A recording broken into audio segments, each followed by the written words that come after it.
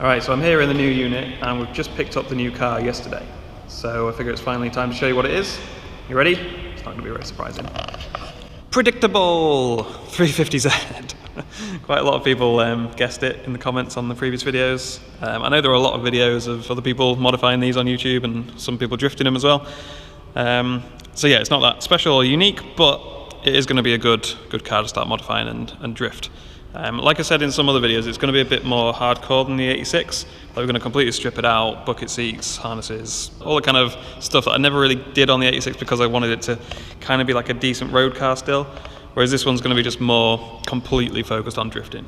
And you know, if it gets a bit beaten up, it's not quite as expensive as the 86 was. Obviously, it's still a nice car. It's still expensive for something to drift, but it's not quite the level of money that I've sunk into the 86. So it should be good. As you can see, I've already tested the LSD.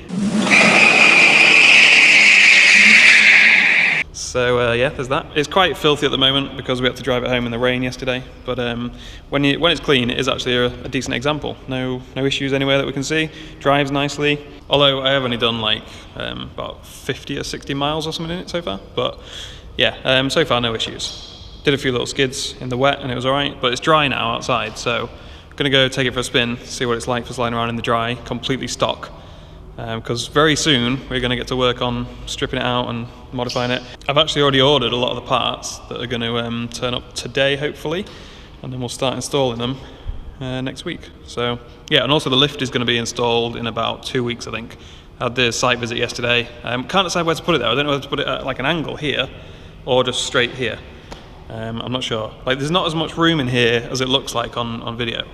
It looks like, especially with a wide-angle lens like this, it looks like it's a massive space, but it's basically, I think with the car in here you get a better idea, but it's basically like 2.5 car lengths long on that side, and then on this side you've probably only got like 1.5 car lengths long, really.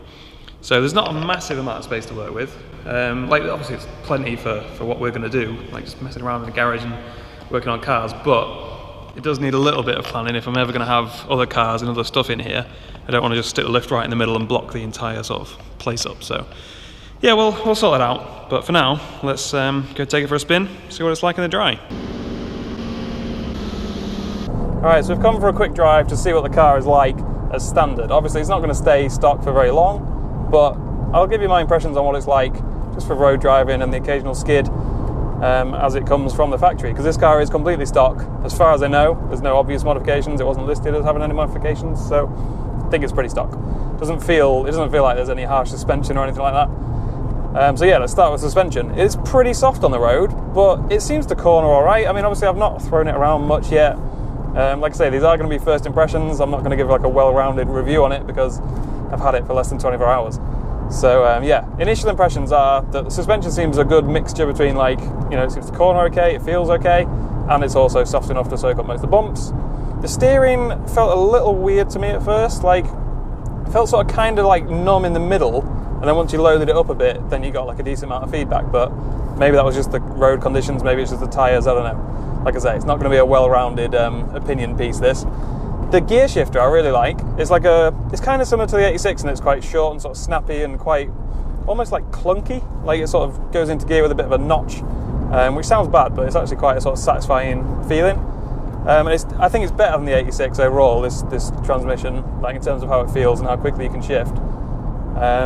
Yeah, it's been alright for like heel and toe and rev matching and all that. Obviously I'm still getting used to exactly where the biting point on the clutch is, and how the throttle reacts, but so far it's been alright. It doesn't feel fast, like after obviously getting out of an M4 and the turbo 86 and all that, it doesn't feel fast because it's naturally aspirated. It's the first car I've driven for ages that's naturally aspirated. Like, you can floor it in first gear while you're turning and it doesn't break loose at all. And that's with traction completely off. So yeah, it's got very little like mid-range torque compared to what I'm used to, but I mean, there's still like 270 brake, I think, something like that, 278, somewhere around there. Yeah, around 270 brake. So they're not slow, but you've got to put a bit more effort in than I'm used to. Like, I'm spoiled with my other cars. You just put your foot down, any RPM, any gear, and you get that sort of push back into the seat feeling. Whereas in this, you've got to drop a gear and then floor it, and then it goes pretty well. then it goes pretty well, but it just takes a little bit more effort, which a lot of people enjoy. Like a lot of people like sort of redlining it in every gear, and that's something that I've not really done for ages because, like I say, I'm so spoilt for torque in the other cars that you don't have to hammer it to the red line, you don't have to beat the car up. Although obviously the 86 ends up on the limiter all the time anyway, but that's by the by. So yeah, everything else, I don't really know what I can give opinions on in here.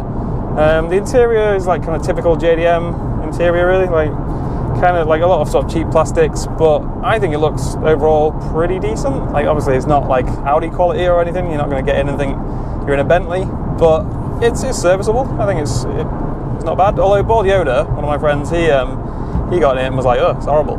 So I guess that's just my opinion that it looks okay. But yeah, overall, it's a fun little car. I can see why people like them. Like completely stock, it's still fun. And yeah, it should be good for drifting. It should be a good like base to build on. Like I said, I've ordered a load of the parts. Like we've got coilovers and seats and all sorts of stuff turning up soon. Brakes all round. Although I'm only doing the discs and the pads, I'm not going to bother changing calipers. I don't know if I'm going to put a hydro in this yet. I'm going to try and avoid doing like steering angle and hydro for as long as I can get away with, really, because I don't want to rely on those things like I do in the 86. Well, I don't rely on the hydro because it don't fucking work, but you know what I mean. I rely on the power and the massive angle a lot in the 86 for drifting. So this I want to kind of keep, like I'm not going to supercharge or turbo it anytime soon. I might do at some point, but not for a long time because I want to just get good at drifting it with like the naturally aspirated, very linear power, like very little torque compared to what I'm used to. And again, I know I sound like really spoiled because people in MX-5s or whatever will be like, this has got loads of torque. It's like a 3 litre or 3.5 litre V6. So yeah, it's got a lot of torque compared to just your average car, I guess, but compared to what I'm used to, it's not so much. I sound like a spoiled twat, but whatever. One thing I was kind of surprised by actually is how quiet it is. Like, I can barely hear the engine enough to rev match. Like, I have to keep looking down to see what RPM I'm at and just kind of doing it based on feeling rather than sound, which is what I normally use. Like, I drop it a gear and floor it. There's something, like when you accelerate hard, there's a little bit of a noise, but barely. Like, you have to listen out for it. And yeah, like when you're revving it to rev match, like that's like quite high RPMs and I can't hear anything. So either I'm just going deaf or this is a really quiet, well insulated car as standard. Like that was like to the red line nearly. Barely hear it.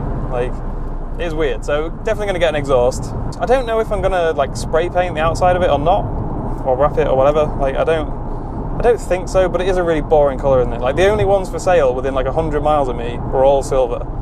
So I was kind of stuck with silver, but it is a really dull colour. So yeah, I kind of want something that stands out a little bit more, is a bit more interesting to look at, but we'll see. We'll see what happens with that. Not for a while, because I don't want to spray paint it now and then crash it on the first drift day or something. Like, well, that was a waste. So yeah, we'll do a few drift days before we do any cosmetic modifications, I think. But yeah, there's a load of stuff turning up today, so we'll go and pick that up soon, and then go dump it in the unit and get ready for installing it on Wednesday when Bald Yoda and Carl and a few other people are coming. I'm Sean as well from SJV Garage. We're all going to have a bit of a garage night and see how much we can install. So yeah, let's go do some skids. Go second gear. Oh, it's pretty good actually.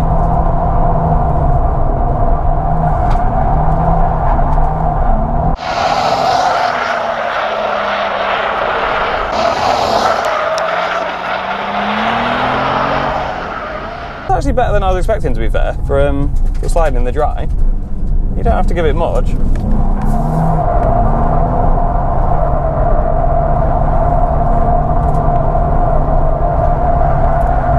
Third gear. Nope. Third gear does not want to know. I don't know why I even tried that, to be honest. I thought that was going to be a lot harder to slide in the dry. Like, if I just give it a little clutch kick, and then you can just feather the throttle. Like, I'm not flat out on the throttle. And it's actually got more angle than I was expecting as well. I thought after coming from a car with an angle kit, I thought trying to slide this around with stock angle was going to feel horrible, but that's actually pretty good. I'm impressed with that.